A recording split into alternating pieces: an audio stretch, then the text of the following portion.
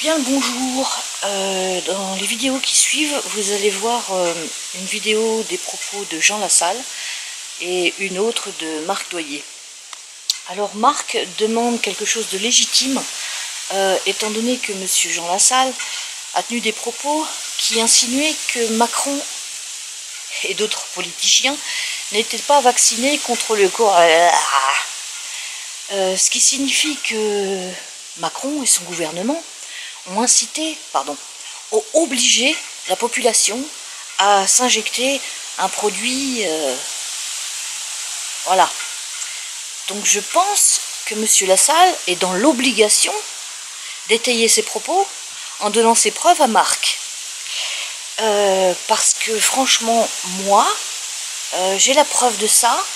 Je pense que l'article 68 est bon, quoi. Mais je ne savais pas non plus que M. Macron n'était pas vacciné. Je ne savais pas non plus que la plupart des membres du gouvernement ne l'étaient pas. Je voulais vous annoncer une action que j'ai décidé de mener contre Jean Lassalle. Comme vous le savez, je pense que vous avez dû voir, il a circulé plusieurs vidéos où Jean Lassalle dit qu'il a des éléments prouvant que le président de la République et les membres du gouvernement ne sont pas vaccinés. Alors il faut savoir que pour nous, famille de victimes, ça c'est primordial, cette histoire de président soi-disant non vacciné et les preuves que détiendrait Jean Lassalle. Il faut quand même savoir que le président Macron a bloqué tout le pays, que le président Macron aussi a incité tous les Français à se vacciner, que le président Macron a fait suspendre presque pendant 2 ans le personnel soignant non vacciné. Et il a aussi surtout dit qu'il avait très envie d'emmerder les non vaccinés. C'est pourquoi moi j'ai décidé, à double raison, de lancer une sommation interpellative à l'encontre de Jean Lassalle. Ça fait maintenant 8 jours que j'ai lancé cette action. Alors déjà, ce que je voulais vous dire, c'est qu'il y a un bon nombre d'huissiers qui, par peur de cette affaire, ont refusé d'y aller. Donc là, maintenant, c'est en cours. Un huissier va s'y rendre. Ici, là, voilà, vous avez la sommation interpellative à la requête de M. Marc-Georges Jean Doyer. Voilà. Je vous rappellerai que j'ai perdu mon épouse parce qu'elle a juste fait confiance justement au président de la République sur la vaccination. Elle y est allée les yeux fermés, aujourd'hui elle est au cimetière. Maxime Beltra aussi est au cimetière. Je pense à la famille Rio. Il y a plein de gens qui ont des effets secondaires. Et si on devait apprendre que le président Macron est tout simplement pas vacciné et qu'il a menti à l'ensemble des Français, c'est juste un scandale absolu. C'est pourquoi j'ai lancé cette sommation interpellative à l'encontre de Jean Lassalle, contre qui, bien évidemment, je n'ai rien.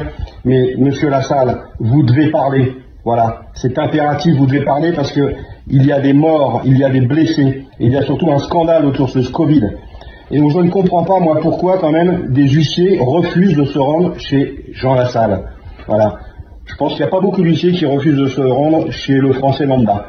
Donc là encore, on n'est pas des complotistes, mais forcément, tout ça démontre bien qu'il y a un gros problème derrière cette affaire de Covid. Merci.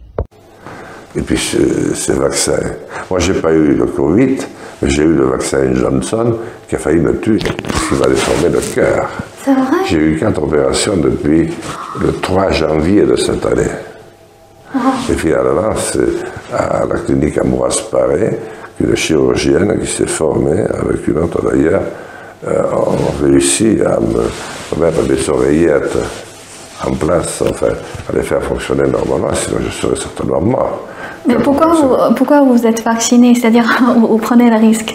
Mais parce que j'étais député et je ne voulais pas donner le sentiment que je n'accomplissais pas mon travail.